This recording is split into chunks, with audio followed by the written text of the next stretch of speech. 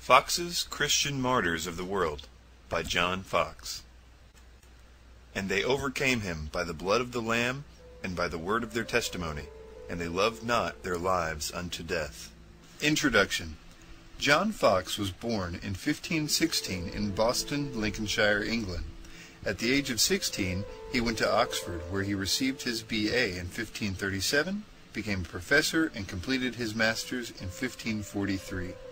While teaching at Oxford, he became good friends with Hugh Latimer and William Tyndale, embracing Protestantism. His views were more extreme than his college allowed, so he left the university in 1545, married, and moved to London, where he became the tutor of the Duke of Norfolk's grandchildren. Foxe was ordained a deacon of the Church of England and worked for the Reformation, writing several tracts and beginning work on his account of Christian martyrs, but was forced to leave the country in 1553 when the Catholic Queen Mary took the throne. The first part of his book was published in 1554 in Strasbourg, France. He then went to Frankfurt to support John Knox's Calvinistic party and moved to Basel, Switzerland, where he served as a printer's proofreader. Manuscripts and eyewitness accounts of the Protestants' persecution under Queen Mary were forwarded to Foxe in Basel, and he continued to work on his book, publishing the completed manuscript in 1559, the year after Queen Elizabeth I took the throne. Returning to England, he filled in more details, translated the book into English, and printed it in March of 1563 under the title Acts and Monuments of These Latter and Perilous Days. Becoming popularly known as the Book of Martyrs, the text was widely read by English Puritans, shaping popular opinion about Catholicism for at least a century. Foxe was ordained an Anglican priest in 1560, but refused all church offices because of his Puritan beliefs.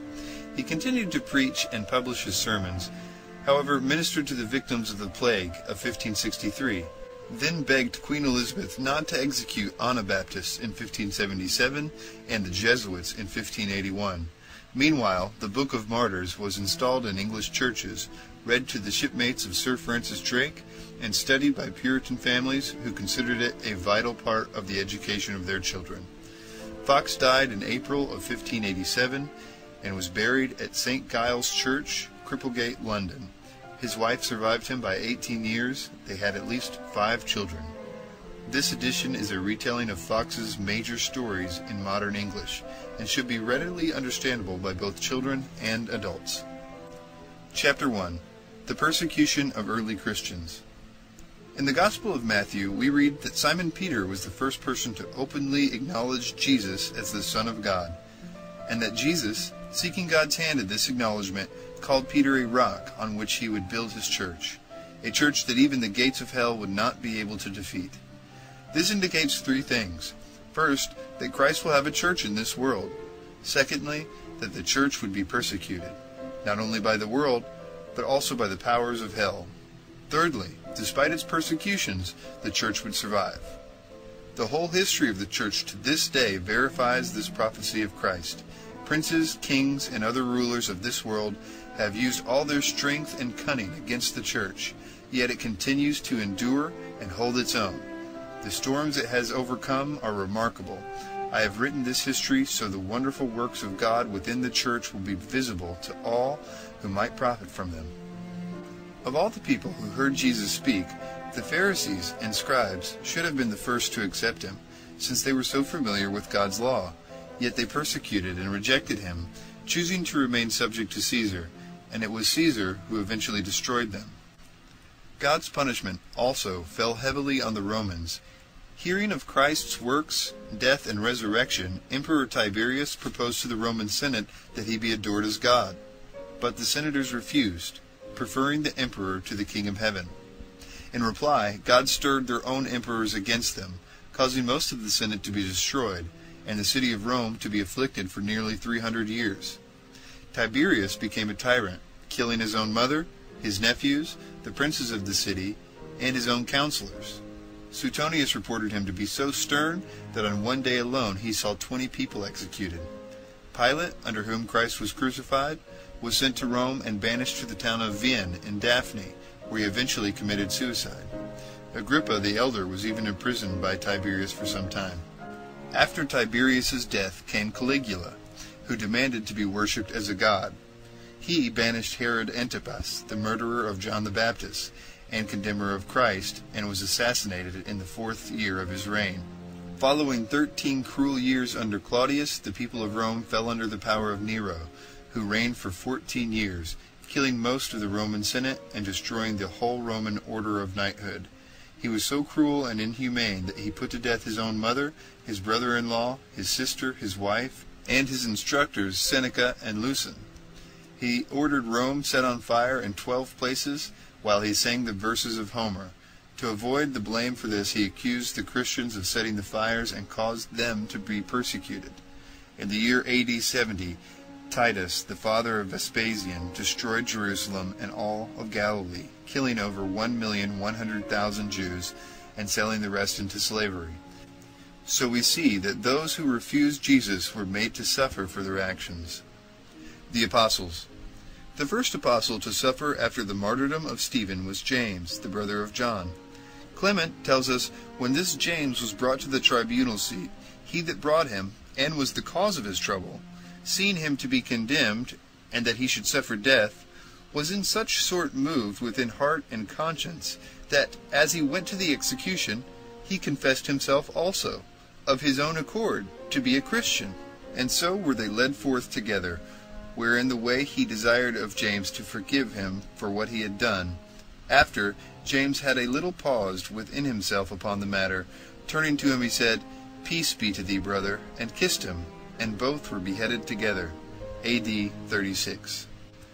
Thomas preached to Parthians, Medes, Persians, Carameans, Hyrcanians, Bactrians, and Magicans. He was killed in Calamina, India. Simon, brother of Jude and James the younger, who were all sons of Mary Cleophas and Alphaeus, was bishop of Jerusalem after James. He was crucified in Egypt during the reign of the Roman Emperor Trajan. Simon the Apostle, called Canaeus, and Zealots, preached in Mauritania, Africa, and Britain. He was also crucified. Mark, the first bishop of Alexandria, preached the gospel in Egypt. He was burned and buried in a place called Buclonus during Trajan's reign.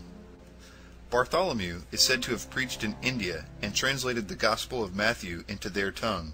He was beaten, crucified, and beheaded in Albanopolis, Armenia. Andrew, Peter's brother, preached to the Scythians, Sogdians, and the Saith in Sebastopolis, Ethiopia, in the year 80.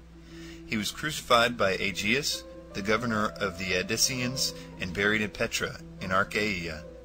Bernard and Saint Cyprian mention the confession and martyrdom of this blessed apostle. Partly from them and partly from other reliable writers we gather the following material. When Andrew, through his diligent preaching, had brought many to the faith of Christ, Aegeus, the governor, asked permission of the Roman Senate to force all Christians to sacrifice to the honor of the Roman idols. Andrew thought he should resist Aegeus, and went to him, telling him that a judge of men should first know and worship his judge in heaven. While worshiping the true God, Andrew said, he should banish all false gods and blind idols from his mind. Furious at Andrew, Aegeus demanded to know if he was the man who had recently overthrown the temple of the gods and persuaded men to become Christians, a quote, superstitious sect that had recently been declared illegal by the Romans. Andrew replied that the rulers of Rome didn't understand the truth. The Son of God, who came into this world for man's sake, taught that the Roman gods were devils, enemies of mankind, teaching men to offend God and causing him to turn away from them. By serving the devil, men fall into all kinds of wickedness. Andrew said that after they die, nothing but their evil deeds are remembered. The proconsul ordered Andrew not to preach these things any more, or he would face a speedy crucifixion. Whereupon Andrew replied, I would not have preached the honor and glory of the cross if I feared the death of the cross. He was condemned to be crucified for teaching a new sect and taking away the religion of the Roman gods. Andrew, going toward the place of the execution and seeing the cross waiting for him, never changed his expression, neither did he fail in his speech. His body fainted not, nor did his reason fail him, as often happens to men about to die. He said, O cross, most welcome and longed for, with a willing mind, joyfully and desirously I come to you, being the scholar of him which did hang on you, because I have always been your lover and yearned to embrace you.